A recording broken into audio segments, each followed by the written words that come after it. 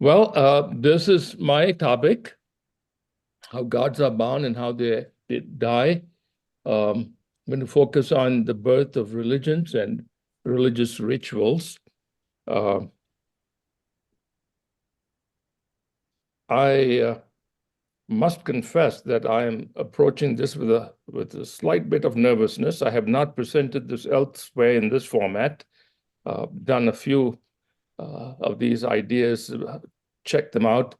I kind of stumbled into this topic some time ago, and I've explored it now and again and got quite interested on how religious rituals got started, uh, how they survive, and so on. So before I get into that, let me tell you kind of the outline that I'm going to follow. We'll talk about how religions are born, at least what we know, how they evolve, uh, how and why they decline and die, some of them. Then I'm going to talk about Christianity and how it evolved, and a little bit about Adventism, mainly statistics. And then I'm going to end with a suggestion, a proposal. So before we get into that, I need for you to do something for me. Need for you to answer this question in a word or two. I don't need a thesis on it, just a word or two of all that can be fitted into the term Seventh-day Adventist. Which one feature or value do you wish would be preserved into the future? And I think, Lauren, do you have that survey on? Well, let's see what we can do here. I'm going to launch it now. There will be only one question, and it's going to be a blank that you have to type in. And so I'm going to go ahead and tell me if you see that showing up there. Yes, I see it on my screen.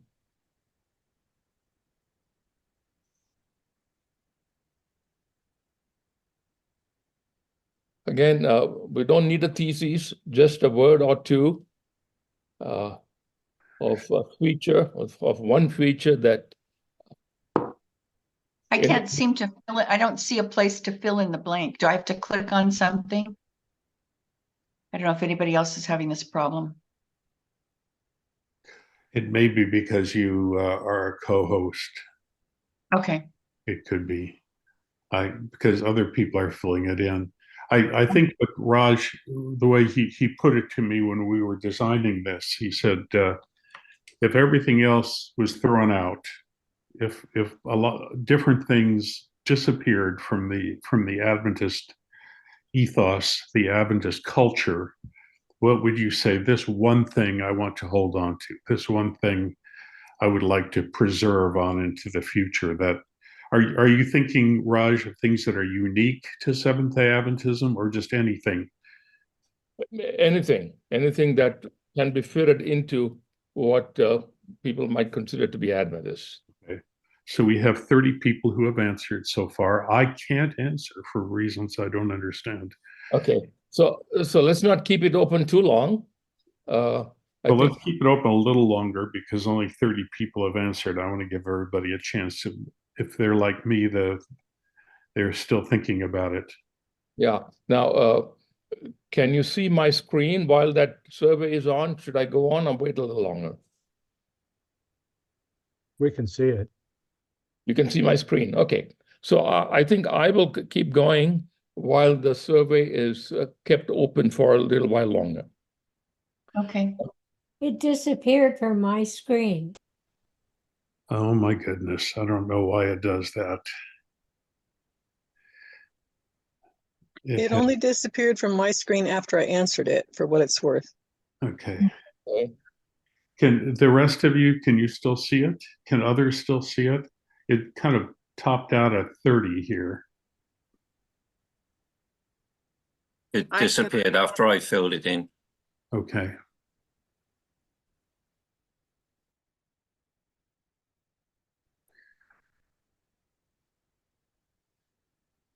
Okay, I have 30 answers here, Raj. Okay, so it looks like it cut it off at 30, yeah? It looks like it almost. But I still have a lot to learn about these. yeah. Well, what we could do, Lauren, is to have folk maybe post it on chat also. Yeah, that's a good idea. If you couldn't post it there, post it on the chat, and I'll grab it from there. I can do that. The one request I would make is that we not enter into a debate about what anybody has put down there. We'll talk about what's on that list later on, so that we don't get sidetracked in analyzing the answers right now. Okay, so let's move on. Many of you perhaps have read or been introduced to Friedrich Nietzsche's claim about God being dead. And if you would indulge me a moment, I want to read what he wrote, just a short paragraph to set the stage for what we're going to do here. So here's what he wrote. Have you ever heard of the madman who on a bright morning lighted a lantern and ran to the marketplace, calling out unceasingly, "I seek God, I seek God"? As there were many people standing about who did not believe in God, he caused a great deal of amusement. "Why, is he lost?" said one. "Has he strayed away like a child?" said another. "Or does he keep himself hidden? Is he afraid of us? Has he taken a sea voyage? Has he emigrated?" The people cried out laughingly, all in a hubbub. The insane man jumped into their midst and transfixed them with his glances. "Where is God gone?" he called out. "I mean to tell you, we have killed him. You and I, we are all his murderers. But how have we done it? How were we able to drink up the sea? Who gave us the sponge to wipe away the whole horizon? What did we do when we loosened this earth from its sun?" And he goes on with such questions. And then he ends up saying, "Do we not smell the divine putrefaction? For even gods putrefy. God is dead. God remains dead. And we have killed him. And we have killed him." Now, gods have been born, many of them, over time, and some of them have died. The details of how many of these religions got started and how their rituals got started are not certain, somewhat unclear. Historians agree on some things and disagree on others. But it seems to be that religions evolved as an adaptive response to selective and widespread acceptance of particular rituals and traits in society, such as forms of sacrifice, language, criteria of membership, etc.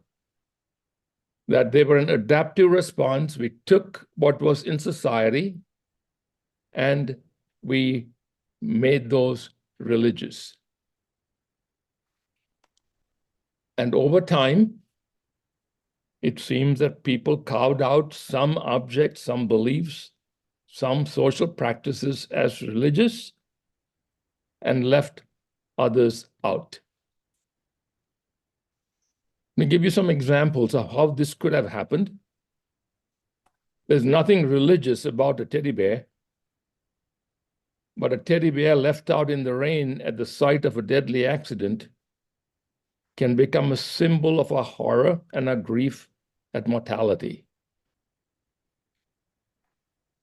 There's nothing religious about a style of dress,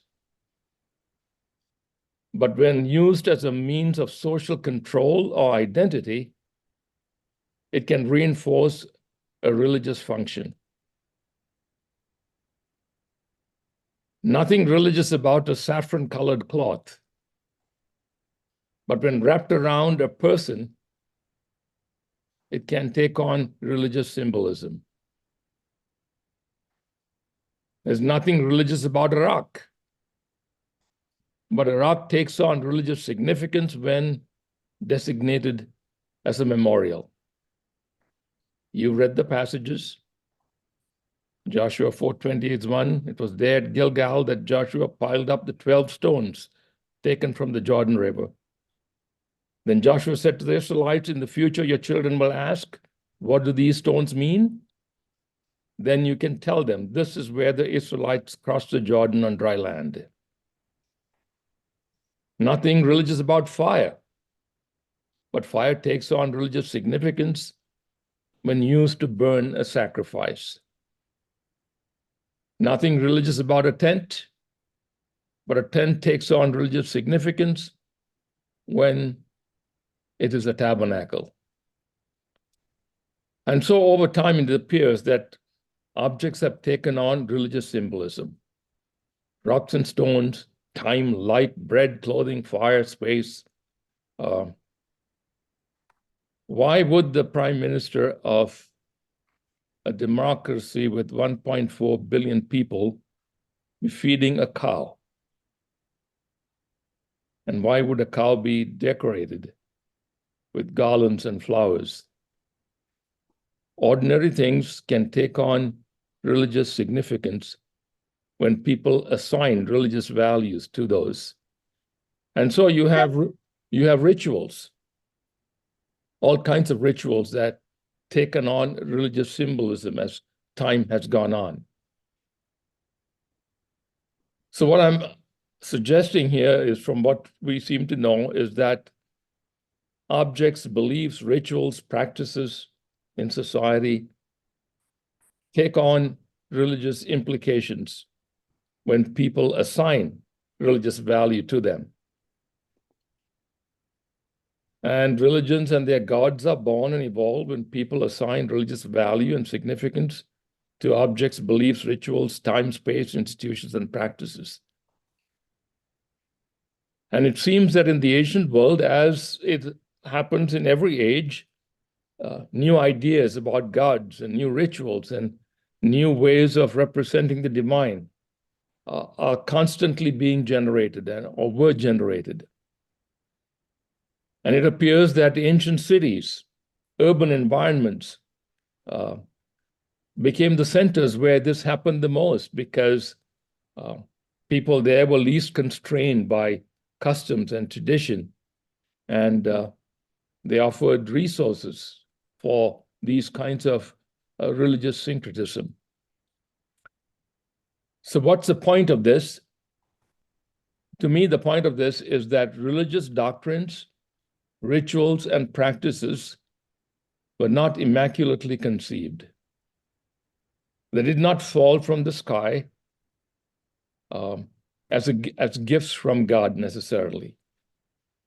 Instead, we, people, have kept gods and religions alive by assigning value to rituals, traditions, beliefs. Now, Adventism and Christianity heavily dependent on our institutions, an institutional form of religion. And the facts are that some religions have survived for millennia without their adherents being connected to religious institutions or institutional life, or being dependent on such institutions. And these religions have survived because the people who have embraced them have been guided by a core belief, core values, a consciousness that has been reinforced by family, by rituals, by traditions. There's always a risk, a danger in trying to simplify or oversimplify things. But when you look at some of the world religions, you can see how a core ideology that has been embraced by its people have kept those religions alive and flourishing. Hinduism, Buddhism, Native Americans that many of you are familiar with, and so on. So religions, it seems, live only as long as people keep them alive. Only as long as people keep them alive. And religions are a feature of the human species. They are founded by people, kept alive by people, and not by the gods. We humans decide whether a religion lives or dies, and some have died and others live. So let me do a quick review of religions that have died or are dying. You have some acquaintance with some of these, some Egyptian beliefs, Norse beliefs, Greek, Roman pantheons, and many more. Religions that at one time seemed to have quite a powerful influence on parts of the world. And some of them died long, long ago, leaving no trace of what their practitioners thought or how they felt. We will not belabor the point here, but just to give you an idea, you have Egyptian gods of all kinds, these and many more. You have Scandinavian Norse gods and goddesses, these and many more. You have the Greek pantheon, these gods and goddesses, and many more who are no longer alive. You have the Roman pantheon, some of the same gods with different names that are no longer alive. Some years ago, 50 years ago, I guess, I stood outside what is known as a Tower of Silence. And I watched the vultures circle this tower. I didn't know anything about this and what it was all about, and learned that it was a Zoroastrian Tower of Silence, the way in which they disposed of the dead, laying the bodies up on the tower and letting the vultures eat the bodies. So I said I knew nothing about Zoroastrianism until I stood outside that tower in India and learned quite a bit. But here's the thing, Zoroastrianism at one time was a pretty significant religion that was born in Iran and spread to other parts of the world. And evidently the numbers of Zoroastrians was in the millions. Today, they are about 200,000, many of whom are in India, Pakistan, and Iran. A religion that certainly is dying, has declined. You may be more familiar with the Shakers. They never were a large group.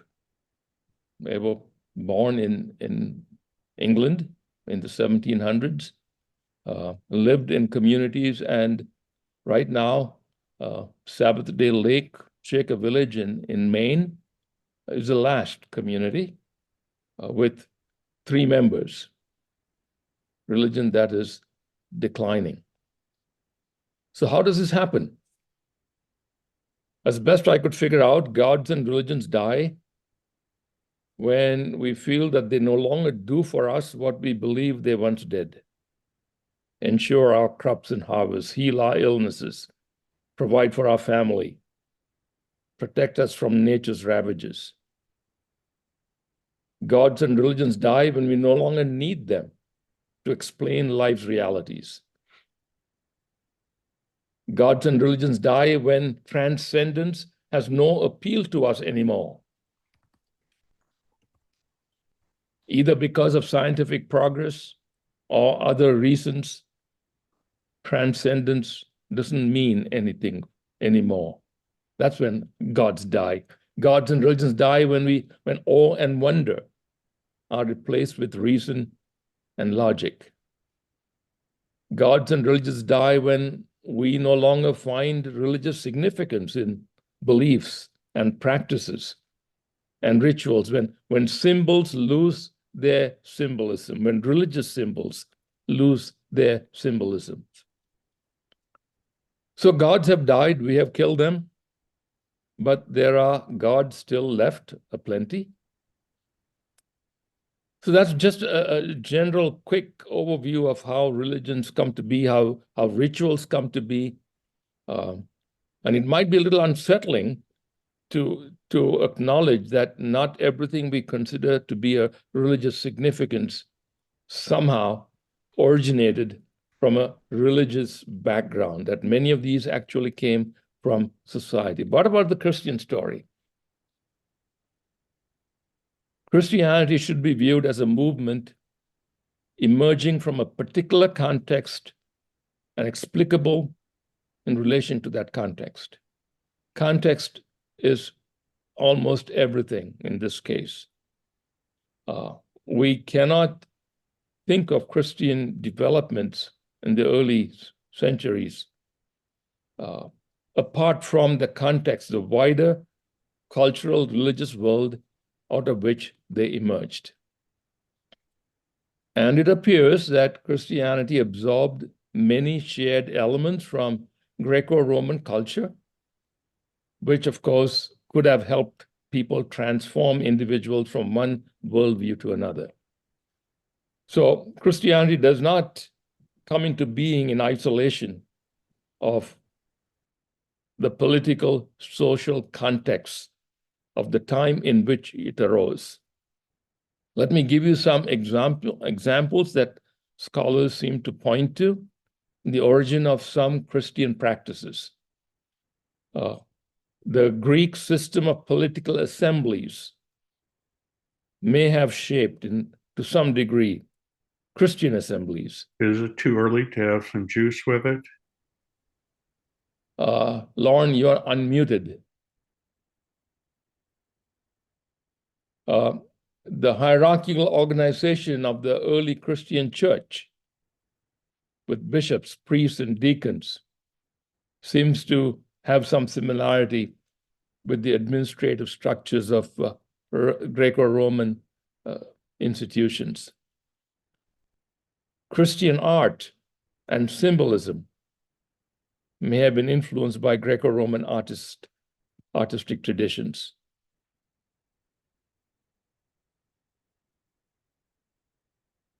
I think we connect with this probably better than some of the others. Baptism might have its roots in Jewish purification rituals, particularly the practice of ritual immersion. In Judaism, immersion in water is performed for various reasons, including ritual purity, conversion. Greco-Roman religions also practiced washings of purifications as part of their religious ceremonies. So you have perhaps the Jewish origins, you have the Greco-Roman origins of religious washings. Again, we connect with this, the Lord's Supper, parallels with the Jewish Passover meal, known as the Seder. And I think we have acknowledged this for a while. The Greco-Roman banquets in the Greco-Roman world, communal meals held religious, social, and philosophical significance. These were common gatherings where participants engaged in philosophical discussions, shared food and drink, formed social bonds. Could the Lord's Supper, the origins of the Lord's Supper, have been influenced by these practices in society? We also recognize that the practice of foot washing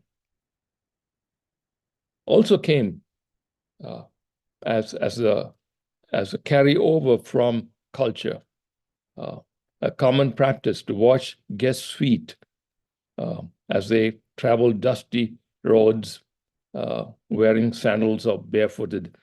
And there's also a hierarchy involved here where the servants were kind of required to do that. I found this interesting, that the practice of singing religious hymns and rituals, that there were various traditions in the Greco-Roman world where hymns and chants and rituals were performed, and that perhaps these practices provided the cultural backdrop for developing congregational singing in the Christian church. The use of the elevated platform, whether in a theater or a public forum, carried symbolic significance in ancient Greco-Roman culture. It gave the speaker authority, importance, visibility. Was that a carryover into Christianity from Greco-Roman culture? Then the idea of a raised platform in church architecture. Where did that come? And could that have also come from Greek and Roman theaters and how those were designed to give visibility and acoustics and so on for the presenters?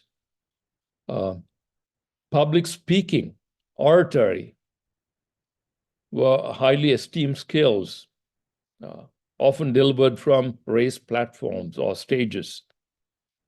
Did these have something to do with where the idea of a sermon or public teachings come from? How about the Roman system of an overseer being carried over into Christianity in terms of bishops? So where this is heading is that it is very possible. So I said right at the beginning, we cannot know the exact beginnings, but it appears that Christianity observed many shared elements from Greco-Roman culture, which helped transform individuals from one worldview to another. And over time, these elements were seen as sacred in some form or the other. Now, I want to move away from Greco-Roman culture and look at Zoroastrianism that I mentioned earlier. By the way, there are scholars who think that the Magi who visited the child Jesus may have been Zoroastrians. They were Magi that came from the east. And if you look at Israel, Judea, and go east, you go into Jordan and into Iraq and Iran. So it is very possible. And another little aside here, if any of you drive a Mazda automobile, it is claimed that the Japanese automaker decided that if they could use the name of God in the automobile, that it might help sales. The god of Zoroastrianism is Ahura Mazda. And so from there, they got the name Mazda. Now, what is the significance of this? It is claimed and believed that Zoroastrianism was the earliest monotheistic religion. The earliest monotheistic religion, one God. That Zoroastrianism had this concept of a cosmic struggle between the forces of good and the forces of evil, between God, Ahura Mazda, and Satan, Angra Mainyu. The Zoroastrianism had the concept of the final judgment and resurrection, the end of the world, about heaven and hell, and that Zoroaster, Zarathustra as he was called, also prophesied about the birth of a Messiah, a savior figure who would be born of a virgin. Very interesting notions going back to about 1000 BCE. The question is, did the Jews pick up these ideas from Zoroastrianism? And if so, how did that happen? The answers that scholars would give is that right after the Babylonian captivity of the Jews in the mid-500s BCE, when Cyrus the Great, the Persian king, came and in a sense, released the Jews in Babylon, that he probably was a Zoroastrian and brought the concepts of Zoroastrianism into the consciousness, awareness of the Jews in captivity. A plausible theory We cannot know for sure that's how it happened, but if it did, then you have some explanation of how these concepts, these beliefs, got into the Christian stream of thinking and believing. So that's some ways in which culture, politics, the political world may have influenced the beginnings of religious beliefs and rituals. And Christianity has not been immune to such influences. But Christianity has been able to preserve those values, those rituals, those beliefs, and has sustained itself by preserving those beliefs and rituals. Christianity has sustained itself for 2,000 years by presenting a picture of God that is quite different from the picture of the gods presented by most other religions, by every other religion. Christianity has sustained itself by preserving the distinctiveness of its story, a story that we all pretty well know, may not agree on all the details, but that story has been told and retold. Christianity has created and fostered communities of relationships, congregations, we call them. Not all religions have, but Christianity has, and that has helped Christianity sustain itself. And of course, Christianity is a missionary movement. Right from the beginning, it seems that Christianity sent out missionaries, and we know about Paul and his missionary journeys to begin with. And Christianity has been intentional in passing the faith to its children. So through all of these means, Christianity has sustained itself for these many years, to spread globally. And today, we have about 2.4 billion Christians scattered around the world, a pretty significant number.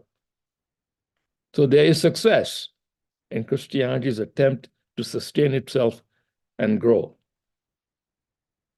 But the reason we might be even talking about this today is because there are symptoms of vulnerability. There are cracks in the walls, the foundation. More and more people have lost their trust in the belief systems of Christianity, in Christian teachings. There's a loss of meaning in its rituals, and Christianity certainly has many rituals. There's a general loss of feelings of transcendence, that there's something beyond this physical world that we can see and feel and touch. As I will show you in a moment, and if you read my report in the last issue of Adventist Today, you see the statistic on decline in church participation among Christians and among Adventists, and the rise of a fairly new category of people that are called the nuns because they don't belong to any group. So some boring stuff for a little while with statistics. I rely quite a bit on Lifeway Institute and Pew Research for these kinds of things. In a report they published in 2015, they claim that Hindus, Muslims, and Jews are the three religious traditions that retain the largest shares of the adherents raised within the group. Among all US adults who say they were raised as Hindus, fully 80% continue to identify with Hinduism as adults. Roughly 3/4 of those raised as Muslims and Jews continue to identify with their childhood faith. Comes to Christianity, there are now more than 4 former Christians for every convert to Christianity in the US. We're talking about symptoms of vulnerability. In 2023, nearly 1 in 5 Americans left a religious tradition to become a nun, any religiously unaffiliated. A book that came out late last year called The Great Church De-Churching, The Great De-Churching. Who's leaving, why are they going, and what will it take to bring them back? Said this on page 3. In the United States, we are currently experiencing the largest and fastest religious shift in the history of our country, as tens of millions of formerly regular Christian worshipers nationwide have decided they no longer desire to attend church at all.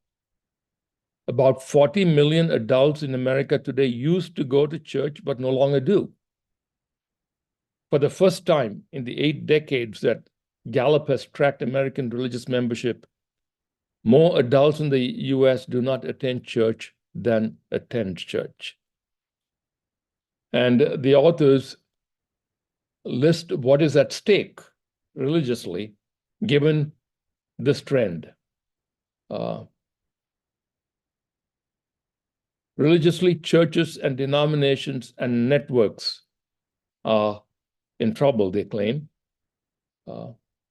Family and friends, socially, culturally, they claim that almost $25 billion per year is left Christian churches because of the great de-churching, and that communities and culture and even country are affected. So I put together some statistics for the article in Adventist Today. Just want to review a few of those, just about 5 or 6. And these are my sources: Pew Research, Lifeway Research, a Faith Communities report that comes out occasionally, Gallup, and some Adventist resources. Nationally, 3,700 Protestant churches closed in 2014, 4,500 in 2019. And American membership in houses of worship continued to decline in 2022, dropping below 50% for the first time in Gallup's 8-decade trend. The Southern Baptist Convention, the US's largest Protestant denomination, lost more than 1,200 member churches in 2022. Unfortunately, Adventists do not publish, as far as I could find, statistics on how many churches we close every year. I don't have that number if it is published somewhere. And interestingly, more and more books are being published on what to do with empty church buildings. Gone for Good, Negotiating the Coming Wave of Church Property Transition. Closing Costs.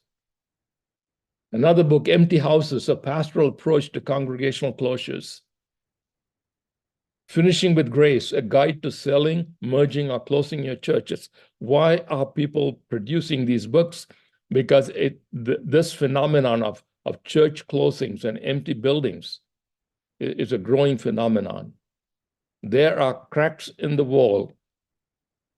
80% of US adults say religion's role in American life is shrinking, a percentage that has been high as ever. So should this concern us? Well, congregations, how essential are they? They bind people together. They create communities.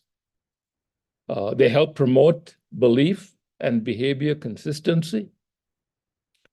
They provide personnel for various services to communities.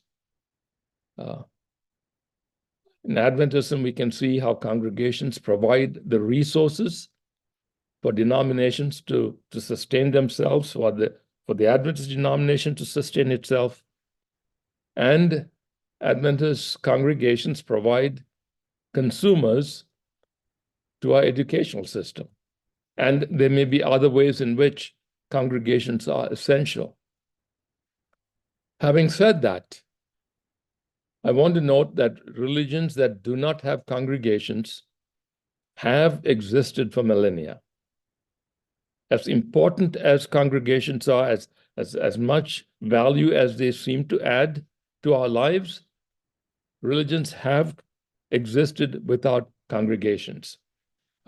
Looking at a few Adventist statistics, in 2022, there were 97,000, 98,000 churches and another 73 companies around the world.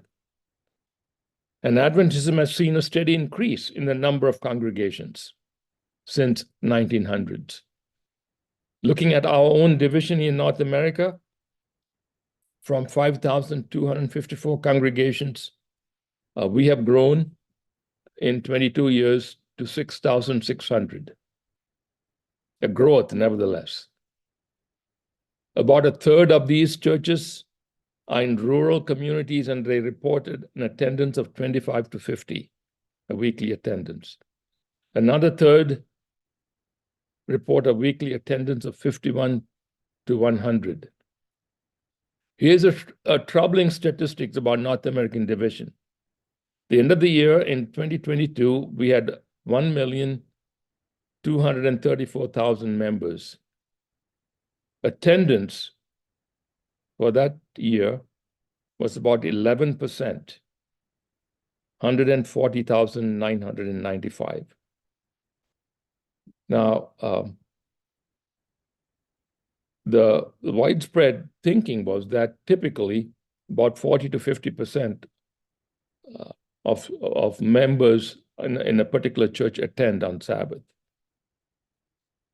But the way attendance is counted in most churches, the count includes not just members, but guests who may be there, children who may not be baptized and therefore not on the church membership roster. When you factor all of that out, you end up with about 11% of actual members in attendance. Symptoms of vulnerability in terms of congregational life.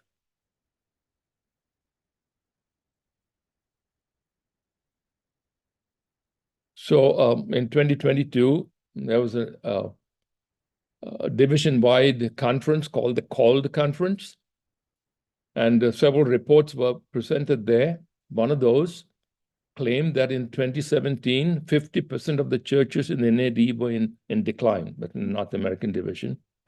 In 2021, 62% were in decline. And the way they defined decline was a congregation with the median age of, where the median age of members is over 65, had a 2% decrease in attendance over the previous year, had no baptisms in the past year. So this is a picture of the churches in North America. So as we come down to the landing strip here, how should we respond to the declining trend line in Adventism in particular? Of course, you can pretend it's not happening and ignore the statistics. You can recognize the statistics, but still hope that things will somehow turn out okay. You can know it's happening, but keep highlighting only the positive stories of how much success we've had in evangelistic endeavors and so on and so forth. Or simply live with the belief that God will take care of it.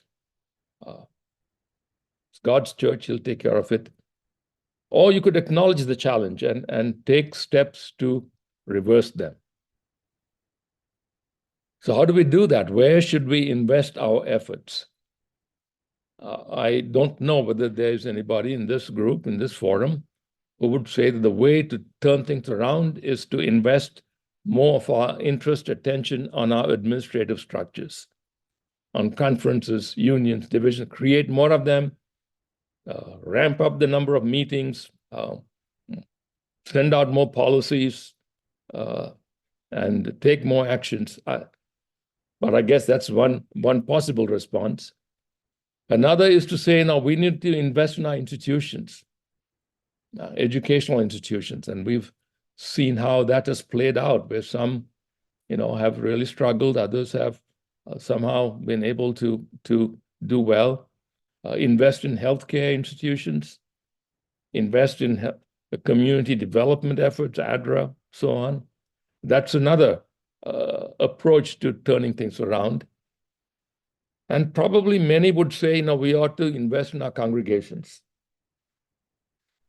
And I have observed, as many of you have, I'm sure, a number of efforts that have been made to turn things around with congregations. Church revitalization strategies, certainly church growth efforts, church planting efforts. We had a period there where we had this healthy church kind of a strategy. So we have been investing or trying to do all of these things to turn things around. But despite all of that, the symptoms of trouble continue in all of these levels. And we won't take too much time to go there. And the question I have thought about is, are there lessons we can learn from non-institutional religions, religions that do not rely on an institution like a congregation, where people gather regularly to hold things together?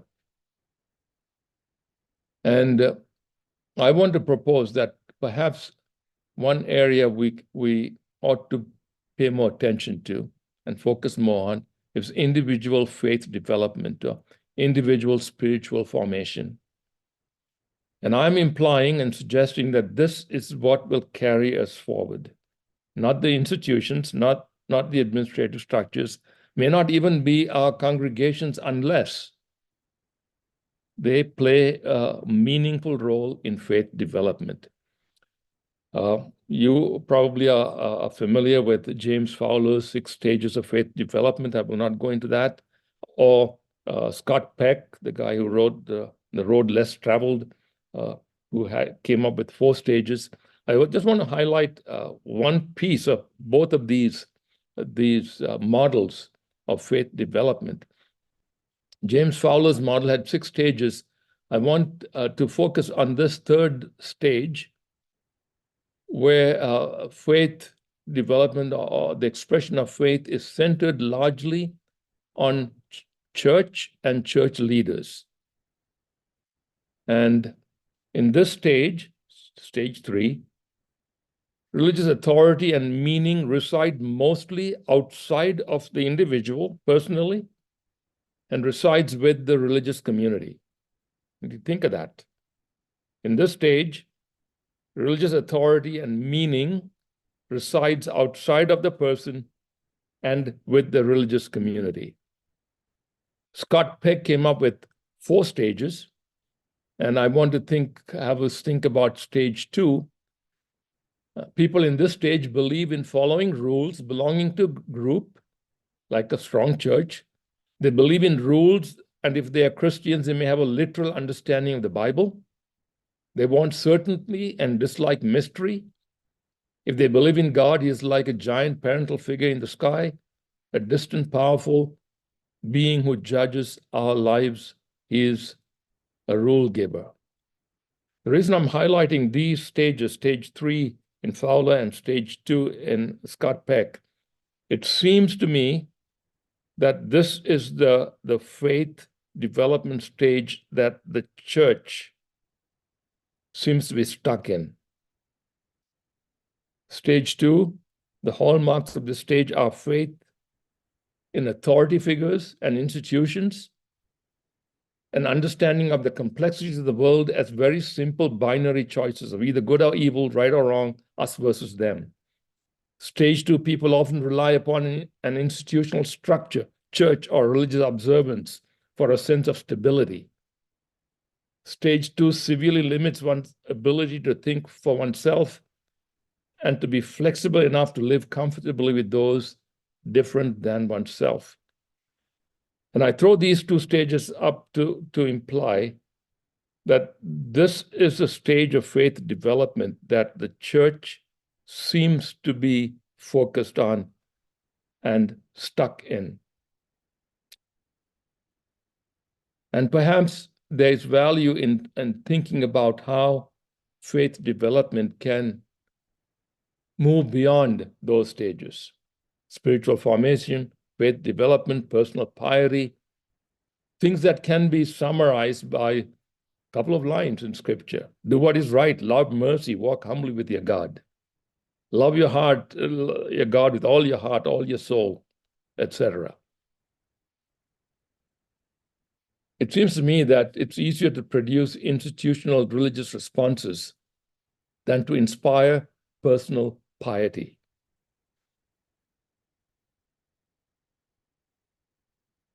Can we conceive today of practicing the presence of God in our lives, now, personal experience, without the trappings of religion, whatever those might be for us? Can we envision an Adventism that is not dependent on the viability of its congregations or its institutions? Because not all religions or belief systems are helpful for spiritual maturity. Not all religions or belief systems or practices are helpful. If the spirituality produced by religious observances and practices does not support real growth in both inner and outer freedom, it may not be authentic spirituality. Any religion or spiritual belief system that is judgmental, punitive, rigid, or exclusive is a potential obstacle to spirituality and faith development. And frequent repetition of any practice with no clear goal or clarity of intention can in fact keep us quite unconscious unless the practices keep breaking us into new insights, desire, compassion, and an ever larger notion of God in ourselves. So what is the kind of religion that enhances spirituality? The kind of religion that, if at all possible, we ought to shape our congregations into. Respects the dignity of every human being. Understands that all beings, environment, and the universe are interconnected. Views the divine as loving. Holds honesty, self-awareness, compassion, forgiveness, etc. as core values. That's the kind of religion that will enhance personal spirituality. So where should we invest our efforts to turn things around from the decline that we see? In administrative structures, maybe institutions, congregations. If our personal spirituality and faith development are shaped, enhanced by the institutions of the church, we certainly should invest our efforts to keep those institutions viable. But if not, we ought to pay a lot more attention to our personal spiritual development. Adventism has no life without the people in whom it lives. The people in whom Adventism lives would be the carriers of the Adventist conviction, whatever that might be for you, Adventist values into the future. So where should we invest our efforts? I'm suggesting that we ought to invest far more attention on building up the spirituality, faith development of individuals. Nurture the inner life, nurture personal piety, even nurture an Adventist expression of spiritual but not religious. That might be a scary idea. Conceive of an Adventist experience instead of an Adventist organization. What is the core value, the core conviction of Adventism that we carry with us that we can say is the Adventist experience? Conceive of a future of Adventism that is dependent on the perpetuity of the Adventist conviction than of the Adventist institution. There are religions that have done this, that are doing this, that don't have institutions, but have a conviction, have values that individuals carry into the future. So, in conclusion, despite what might happen to institutional Adventism in the future, the core ideals of Adventism can have a viable future through us, the people, in whom these ideals, these convictions live. The greatest teacher of God's presence in our life is our life. It's not the institution. It's not an administrative structure. The greatest teacher of God's presence is our life, and developing a vibrant spirituality is something that we can take responsibility over. So those are some of my kind of ramblings as I've thought about this. Will be very interested in yours and how where you have found hope for the future. So Lauren, I think this might be a good time to see where we landed on the survey that we did. Yeah, while you were talking, I went ahead and did a grouping of, and see if I can show this to you here. Well, I'll just tell you about it. The number one response when you asked what under the heading of Seventh-day Adventists is the thing that you would want to keep into the future, more people answered the Sabbath than any other answer.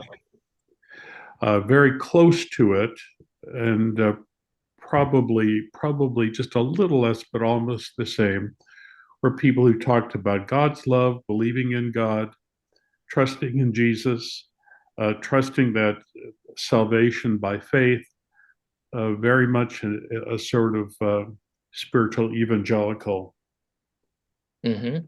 sort of answer. So those were the top two. Somebody else, there's some interesting ones here. Two people referenced Adventist community. So that was important to them. Two people referenced Adventists being generous and caring about other people. So I'm thinking things like community services and ADRA and those sorts of things. Only one person mentioned health. Interestingly, I was expecting the Second Advent to be one of the top ones, but of all the answers that I got, there were only 4 people who mentioned Adventist or the Advent or the Second Coming. 2 people mentioned diversity or inclusion, and 4 people mentioned higher education. I was one of those. And here's an interesting answer. One person asked, of all the things that you would save on in the future, one person said none. And one person said, I'm contemplating just how the world would be worse off if Adventists died or whether it would be. So there are a few very pessimistic answers, but not too many. The Sabbath was the top answer. Yeah, well, what this shows is that most of us seem to have found something within Adventism, as we have understood it and experienced it, that is worth preserving into the future. And that's obviously it's a variety of answers, but what I'm sensing is that most of us have found something that we want to see preserved. And the question is, I think, is how can that happen? Given the fact that our institutions seem to be in trouble, and certainly our congregations are declining. If you go by the statistics, faith, just in America as a whole, at least here, seems to be declining in religion. So how will these things that we value be carried into the future? I think that's the question that we may need to struggle with. All right, it's time for people to raise their hands. I see a couple hands that have gone up, and I wanted to just maybe provoke some thought. When you talked, Raj, about the core ideals of Adventism, I wondered if you meant the 28 fundamental beliefs or something different. What are the core ideals of Adventism? It seems like a lot of people, and I was going to ask Lauren, for the survey, we had started out with 30. How many people ultimately did you include in your tabulation? There were about 40 people who answered overall. People. How many people answered the Sabbath? Let's see, about 12. So a fourth of them. And remember, we only asked for one thing. We only asked for one. Right. So Right. the Sabbath was the top one. And the love of God or salvation of 12 or Jesus. 13, that one was about to 10 or 11. Yeah, right in there. So That's all interesting. the same. Yeah. And Gina, we were very intentional in trying not to be suggestive of any category, whether it's beliefs or whether it's rituals. For some, I assumed just coming together to worship might be something that's important, or maybe feet washing in communion might be important. So we tried not to be suggestive at all on any of those categories. And some of the I things. thought you did a good job with that. Yeah. I focused on that. I could see that you did that, and I think that was good.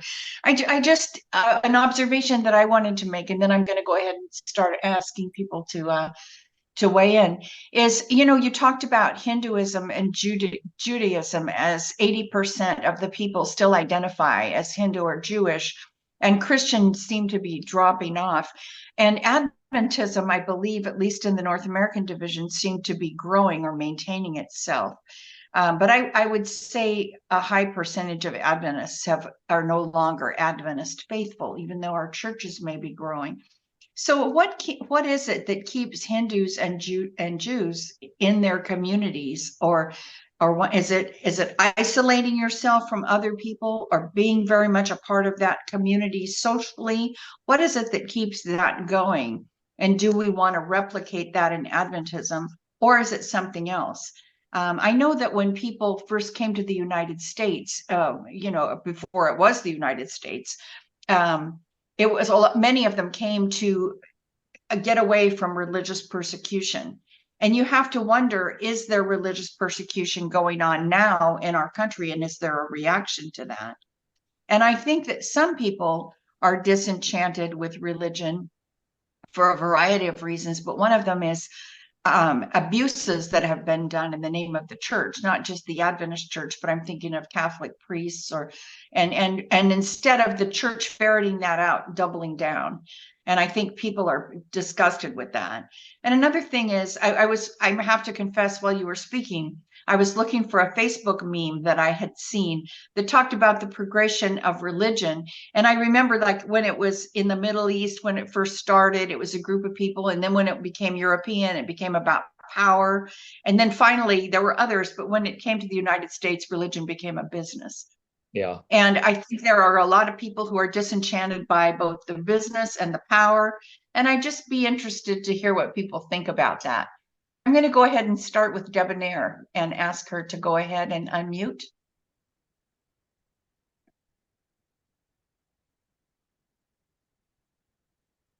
Debonair, can you unmute? Whoops, she's dropped off my list here.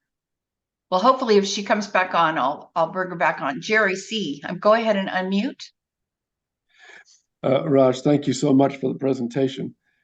Just a couple of things. I think it was Ed Reifsnyder last week mentioned, he said he'd done a little bit of a dive into some statistics, came up with an attendance of 8 million out of the 23 million. I was on another forum. There, got it. Thank you. I was on another forum a couple of weeks ago, and the person was quoting Ty Gibson, who I'm sure all of you know. He's a real Adventist apologist, and apparently he loves statistics, did quite a deep dive in his research, and he came up with 6 million. that are in attendance worldwide on any given Sabbath. So that was it. Thank you, Jerry. Yeah, the attendance numbers are they're somewhat confusing sometimes because in different places they follow different approaches on how to count attendance. If you're in a small church of where 20 people are attending, whoever is counting can figure out who among the 20 are little kids who are 5 years old, or who might be a guest, and sort that out. But if you're saying, there are 6 million of our members who are attending, I don't know how they arrived at that figure, because when you're counting attendance, typically members, non-members, guests, children, anything that moves in the building are counted, which seems to inflate the numbers. So, yeah, without knowing exactly how the counting was done, it's hard to comment on it. But I have become a little skeptical about putting too much weight on attendance figures without knowing how exactly they counted. Actually, when Gallup and Pew Research and all of them do these kinds of research, they don't always go into a church to count. They do a survey, right? They say, so in the last 4 weeks, how many times did you go to church? And most people who respond to these surveys tend to inflate their attendance record. And nobody wants to say, I never go, I didn't go in the last 4 weeks. So that also plays into how these figures are put together. Yeah, I like doing some research too on the North American GC archives and statistics. Occasionally I'll get on there, but if I'm right, in 2023 we had a net loss globally of over 40,000.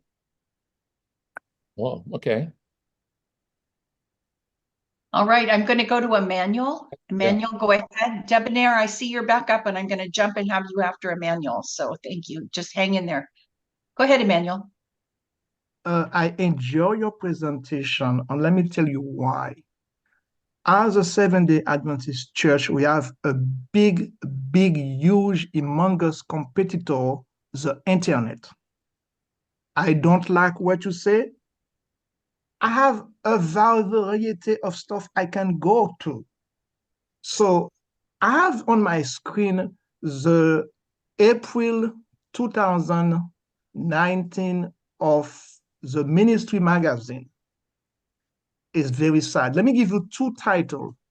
One, Spiritual Life Involvement and Retention. Another one, Nurture, Retention, Reclamation, Can You Hear Their Cry? In this second article, they say in the last 50 years, the church lost 49% of its members. I read an article not long ago, and the writer was saying, stop asking why people don't come to my church.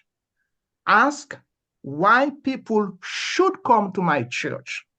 So the question for us this afternoon, after these statistics that are very, very sad, why people must come to my church when they have a lot of stuff offered to them on the internet? What is relevant that I have to offer to my community? Or do I have something relevant and meaningful that I could offer to my community? They will come. Good observation, Manuel. Yes. Why should you come to my church? Why do you come? Do we ask people, why do you come? And are you on the edge of leaving? And if so, why? So Debonair, I'm going to go ahead and ask you to I think you've already unmuted. Go ahead. I unmuted. When you first asked me to, I tried and it just said the host is not allowing people to. I'm like, yes, it is. Yes, it is. And then it took me off. So anyway, once I was able to unmute, I left it unmute and just stayed very quiet. Well, welcome. Thank you. First of all, I do want to say the reason why I'm still a Seventh-day Adventist is because of the seventh day and the Advent. Even though neither of those are the thing I chose that I said I wanted to continue. And in fact, most of the things we all chose were things that are from any Christian church. You know, it's spirituality is what matters to us. But yeah, the community. So what I wanted to say, though, the thing that you put up, Raj, about the 6 levels of Christianity or whatever, and not just Adventists, but I have not seen that before. First of all, many, at least more conservative Christians seem to be stuck on 2 or 3. And I think it's not just that they're stuck there, it's that they think they're supposed to be stuck there. It's wrong to move out of this level of obedience. And that made me think of a book I once read, and that's what I decided I wanted to share. It was a little small book. I think it was called Assertive Parenting. It might have come from Mennonite Press, but I'm not sure. And I was raising young children at the time. One of my young children is on here somewhere. She's not so young anymore. But it was talking about the fact that throughout human history, until about the last 100, maybe 200 years, obedience to authority was what kept you alive. Wherever you lived, the tribal leader or the state leader or whoever, you had to obey. And therefore, it was essential for parents to teach their children to obey. So you obeyed the parents, you obeyed God. The Bible was written in those eras. And this writer, who was a Christian, was emphasizing that now that's not the same. Our goals in life are not Christian goals, just our goals in living, period, are more open and more, what kind of way can you give to the world, and what kind of life will give to you and will fulfill you, and so forth. And therefore, he had this other method of parenting. And I don't know, I just decided that made me think of that, because people don't think they have permission, or that there even is a stage beyond the stage of simple, pure obedience. That's still what you hear in sermons. We have to obey God, obey God.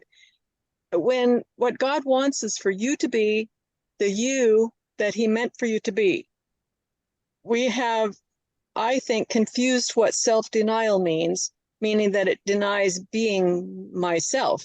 It's not what it ever meant. And I'm going to start preaching now, so I guess I'll quit. But is there a way those people who are afraid to do that would not be on this seminar? They're not going to come listen to the scary liberals, because the scary liberals are not obeying God, or that's the perception. So is there a way we can, I guess the answer that Raj came up with at the end is really, spiritual formation. That's the bottom line. Yeah, and thank you, Debbie. Yeah, I think that's very insightful. My hunch is that if we actually polled this group, Lauren, we might find that there are many of us who are in stage 5 or 6, who have moved on from stage 3, not so much because the church or the environment of the church moved us up there, but because of our own personal journeys. My hunch is that many of us would be on stage 5 and stage 6, sort of a universalizing faith that is able to be open and accepting, etc. So, yeah, the scary part, like you say, Debbie, is that we may be conditioned to be stuck on stage 3 in Fowler's categories, at least.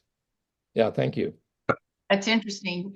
You posed the question of whether the church may be at a different phase than its members, and that's an intriguing idea. Dr. Johnston, I'm interested to hear what you have to say today.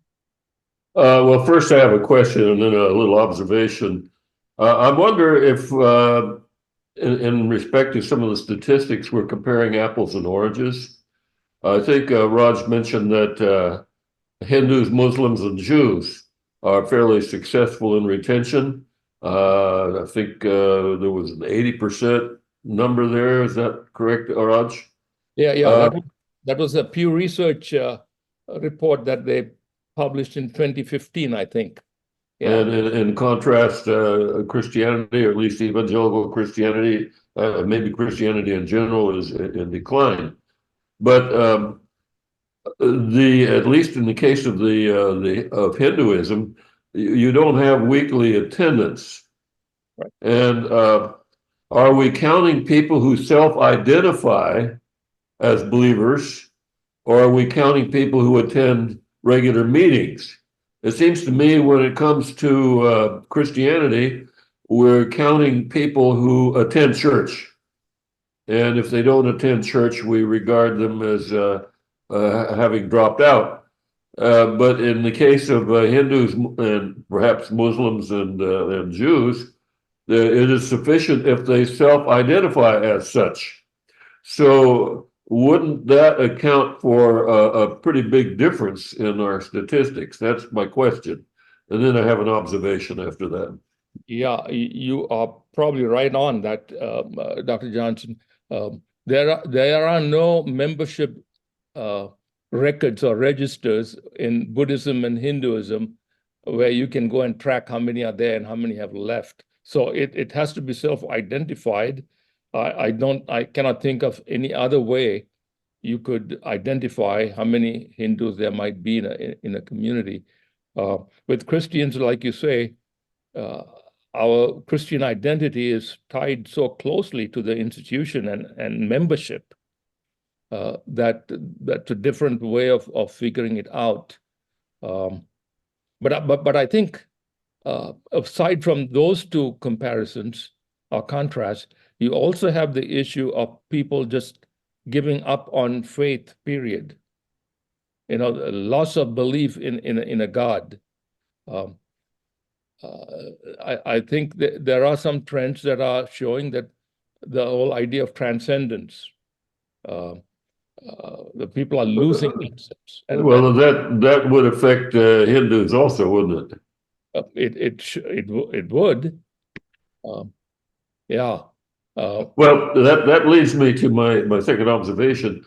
I think it was Fareed Zakaria who recently said that politics is replacing religion in the United States, and political parties are taking on the flavor of a religion, which has not been good for our politics. But that's what he sees happening. That political parties or political affiliations, political orientations, is replacing religion and taking on a religious caste. Which I can see some reason for him saying that. On the other hand, one reason why particularly young people are leaving religion or leaving Christianity is because it has become too closely identified with a political party. And that's why they are leaving. On the other hand, certain people in the middle stage of life are glorying in a politicized evangelicalism and, flying a banner as they attack the Congress, saying, Jesus is my savior and Trump is my president, or something like that. So I wonder if you have any observations to make along those lines. Well, my observation is that it is a pretty scary reality and a pretty frustrating reality of how religion and politics are playing this thing together. Yeah, I don't know where that would lead. But may I ask you a question, Dr. Johnston? Sure. Given your understanding of how the church works and all of that, what are you hopeful for the future for the church? It's interesting because we're here on this Zoom meeting. And I think a big turning point was COVID. Okay. When I think of Pioneer Memorial Church, people started attending electronically and not in person. Not sure that was healthy. I do it a lot myself, especially right now. I'm suffering from allergy. This pollen is out where I live. But I think our educational institutions, to the extent that they survive and our young people attend it, are our most effective means of keeping people Adventists. That doesn't keep them all as Adventists. But I think we all know people who don't attend church anymore, but if you ask them what religion they are, they will say Adventist. What do I hope? What do I hope? I hope that our congregations will survive. I think being a member of a healthy congregation, a good congregation, a helpful, supportive congregation, is a good agency for maintaining mental health, even living longer. I mean, the blue zone people talk about this, that maintaining social connections of the type that our congregations are is a good thing. Now, I hope they don't die, but it's hard for me to imagine that very many people can maintain their identity as Adventists without some kind of congregational connection. That's not a good answer to your question. I'm sorry for that. Thank you. Thank you for weighing in. Yeah, I appreciate that. And I'm going to go ahead and go to Terry Dunder. I believe, Terry, that you're down under, which makes me think you can have a perspective on politics and Christianity and whether that exists where you live and if you think it has any impact. Go ahead. You had your own thoughts. Is that me? Yes. Am I talking? Oh, I'm not down under. I'm in Oregon. I have a couple things I'd like to say. If going to our schools is what's important, as the gentleman just said, well, that's not a good deal, because who can afford to go to our colleges now? I mean, really, it's very expensive to go to our colleges. I met a Hindu girl in Hawaii that was coming to my church. I said to her, how can you come here if you're Hindu? She said, Hinduism is not a religion, it's a lifestyle. It's a way of life. I thought that was a really interesting perspective, and a lot for me to learn from that. I think coming out of pre-COVID, the answer is small groups. A few years ago, we heard a lot about small groups. Today, we don't have any small groups in our area. Of small groups studying the Bible, not studying an Ellen G. White book about end time events. I think that's the answer, small groups. And in church and Sabbath school, a Sabbath school class involving a leader who has a discussion group rather than his presentation. I think there's a lot of value in a discussion group. Thank you. I think that's a very interesting point. In talking about the Hindu and Jewish perspective, I watch a show sometimes by Henry Louis Gates Jr. I don't know if you've seen it on PBS, but it's called Finding Your Roots. And it talks about different people and traces their ancestry. And the interesting thing to me is when you get to someone whose ancestry is Ashkenazi Jew, they are typically 100% Ashkenazi Jew. Whether they attend the temple, whether they're participating, their community is so very tight that, and I think the same with the Hindu. It doesn't really have to necessarily do with how participatory they are in their religion. It's a community, and just wondering if the Christian community is so split up because of different denominations. And now this political thing that Dr. Johnson mentioned. I mean, when I think about when my dad was in World War II, everybody had a dog tag. And you had to say on your dog tag if you were a Christian, if you were Jewish, what your religion was, and it mainly had to do with how and where they were going to bury you and make sure that they honored your respect, because that was a likelihood that you would die. I think there are probably more people who would identify as Christian if you looked at their dog tag than if they were going to church. Just a thought. Lauren, go ahead.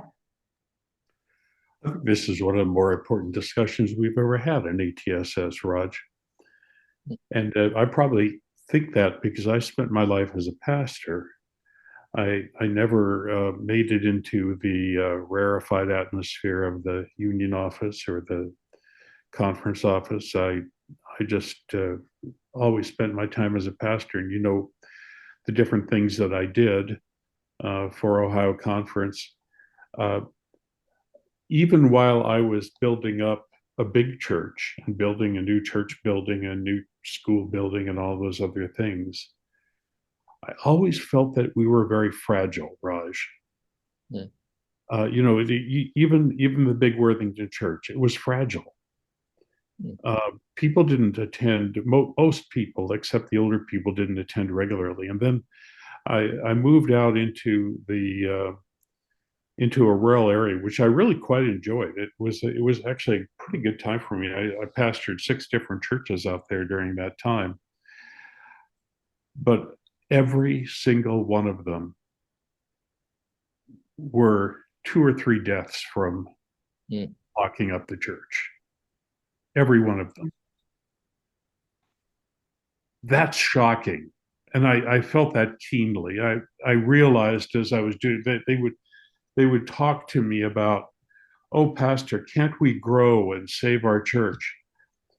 But they did everything in ways that would say, no, we don't really want to grow, if that makes sense.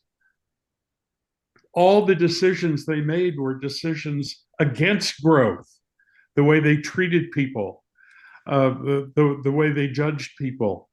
And yet they would say, oh, Pastor, it's your fault.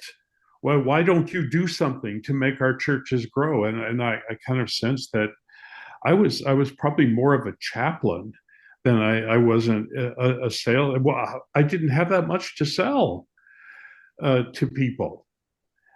And when you talked about how low the attendance is, my goodness, I thought that was optimistic compared to what I actually saw. I've told you that I did some research in the churches in the Ohio Conference, and literally 10 churches. If you took the top 10 churches, they made up about 60% of the attendance, and 60 out of 100 churches, okay, 1/10, made up 60% of the income and the attendance in the Ohio Conference. Think about that. What does that say for all the rest? It's just astonishing what's happening. And at the same time, Raj, when we have an Mount Vernon Academy Alumni Association meeting, people who you have never seen in an Adventist church for years will show up there. Mm-hmm.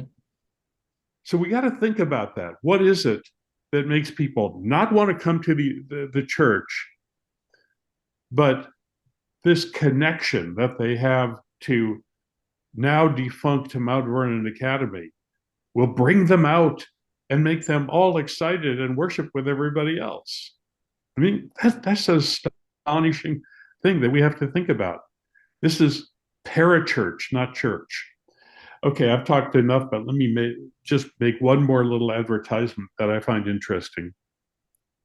Read the series of articles that I just put up on Adventist Today about a little organization, big organization, started down in Riverside Redlands rather, called Crosswalk. And Crosswalk is a startup church that specializes in experience. They serve coffee, they have rock and roll music, they do all those things like you kind of heard of in the Vineyard. But it's working, and they're expecting by the end of this year to have 15 Crosswalk churches around the world. And the interesting thing about it, I don't have the second part up yet. That'll be up, it may be Monday. I just wrote the first part, and you might want to take a look at it. The interesting thing about it is if you say, what about the 28 fundamental beliefs? They'll say, what 28 fundamental beliefs? What general conference? They totally de-emphasize all of that stuff. It's just experience with the Lord. And I would be willing to bet a chocolate milkshake that before 6 months has passed, our General Conference president is going to rise to his feet and say, this crosswalk phenomenon is terrible and we have to get rid of it. Because it's like they keep anything that succeeds, they grab it and pull it down. And I'll just go on record. He is going to denounce the one successful church plant that we have going on before the end of the year. That's all. I want to respond to that in light of what Raj mentioned earlier, and it had to talk about congregations and belief and behavior consistency. And I think this crosswalks doesn't check the box for behavior consistency. How important is that? And I also wanted to talk about Raj's comment about having respect for the dignity of every human being. Do our Adventist churches do that? Do Christian churches do that? Or are we so interested in finding ways to divide ourselves and exclude other people? When you think about the broad banner of Christianity, people who want to love and follow Jesus, do all these little differences, like between the Adventists who think they're the one true church and the only true believers of God, and the Baptists who think they're the one true church and the only believers in God, and the Catholics who think they're the only true church and the true believers in God, is there any common ground we can find there? Do we have an interest in common ground, or do we want to stick in our silo and be the one true church that we have to believe in order to achieve salvation? It's just interesting that the Christian church, as opposed to the Hindu community and the Jewish community, Christian community is very involved in dividing themselves up into different pieces. And is that a cause for our concern? I'm going to go to Ed Zinke, and ask you to unmute, please. Hi, thank you, Raj, for that thought-provoking presentation. There's two things I want to address here. First of all is the statistics aspect. Certainly there are lots of people, elderly shut-ins, as they used to call them, people who don't have a ride, those who live at a certain distance from a church that makes it hard to attend, those who are sick. Well, I guess I've mentioned that. There's a number of reasons that don't go into these statistics of people who are mostly non-attendees. And of course, Dr. Johnson mentioned the Zoom aspect. So there's a number of people who find it more convenient to not drive for an hour or whatever and attend through Zoom somehow. Mm-hmm. And then the way the question's asked is, have you attended in the last 4 weeks? And that all that comes into these surveys or questions or statistics. And so and you've mentioned anybody who shows up or whatever, so there's statistics and there's damn statistics, I guess.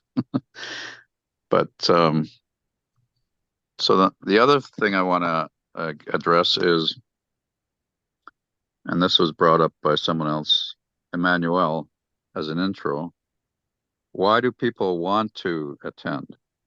So spiritual guidance, they seek spiritual guidance, support and growth, religious teachings, whatever, community, a sense of belonging, tradition, third and fourth generation Adventist, rituals, sacraments. You've mentioned that there's lots, there's baptism, communion, weddings, funerals, and so forth. Morality. They want to find personal guidance, or what do I do under these circumstances? Should I work on the Sabbath? That can be a separate category. Personal growth beyond spiritual growth. Some people want to grow personally, self-improvement, and so forth. Some are interested in social justice. What is the church doing about that? Some are interested in or get a sense of purpose or meaning in going to church. Family and relationships. And so those are closer than just community, perhaps. And hope or comfort. They have suffered losses. The Voice of Prophecy currently is doing something called Mind Fit. It's to do with spiritual and mental health. So that could come under that category. And this new church that Lauren was talking about, maybe that's another category, relevance. How do you measure that? But somehow, if its relevance has personal, if it doesn't fit into those other things, but somehow it has some relevance, I'm getting some kind of experience, but I can't identify it. So that's the mirror side of why people are leaving the church. There's nice people in the church, they were kind to me. There could be a lot of different categories. And so the question I have for you, Raj, is do any of those or any others areas, if you like, which, first of all, in the Adventist context, and perhaps in the broader Christian context, or even beyond that, what would be maybe the top 3 reasons that people would want to go to church and remain there? Have you thought about that? Well, my immediate kind of a response sense is that a couple of things. One is tradition. People who are first, second, third generation Adventists have grown up in this. This is what you do. When Adventist, you show up, and so that takes you there. Another reason that I would put kind of high on the list is relationships, sense of community. The way many of us are wired together, we need that interaction, and the church provides that. There are other settings too where we can find that sense of community. So I think that those two might be high. One is just habit. That's what you do. That's what I grew up doing. That's what my parents grew up doing. So that's what you're supposed to do. So there's habit, and which can be very ritualistic, even if it doesn't carry much meaning. The other is friendships, relationships. And Lauren talked about people going to alumni weekends. They may not have gone into a church building for 51 weeks, but show up on alumni weekend. Why? Because of friendships that have been formed in their years in the academy or in a college. So those relationships, I think, also keep us drawn into it. There may be others too, but just off the list, I'm saying these two might be high. Thank you, Ed. I'm going to go to Jerry Connell and ask him to unmute. And I'm just thinking, Raj, about your part of your presentation that talked about congregations bind people together. Mm-hmm. And listening to Lauren's comment about churches in Ohio, and I can't think that this was a singular experience. Did those congregations bind people together? And I'm thinking of an article I read that Lauren wrote years and years ago about how to destroy a church. And he talked about an Adventist church congregation that got into a big argument about what one of the horns meant on the beast of Revelation. And they got into a huge down the middle division about this church and where they were fighting all the time until they ultimately just closed their doors. And you have to just wonder, do congregations necessarily bind people together? And maybe figure out what are the characteristics of the ones that do. And maybe that's what you need to emulate. Jerry Connell, I'm interested in hearing your thoughts. Yeah, just a comment, Raj, on one of your statistics, and then a question for Dr. Johnson about Jewish people. You said 77%, I think it was, so they keep their community. Dr. Johnson, the last class I took in seminary in the summer of 85 was a class from you on Jewish life and thought. Mm-hmm. And there was a guy in the class who was a Messianic Adventist Jew. I don't remember his name. But he took, at his house, he had a bunch of us students come over and showed us a series of lectures on video. I think it was by a guy by the name of Abba Eben. But one of the statistics on that was that about, I think it was either 75 or 80% of Jews were atheists. Now, I don't know if that's changed since 85 with the younger generation of Jews. I'm wondering if you have any insight into that. There are millions of secular Jews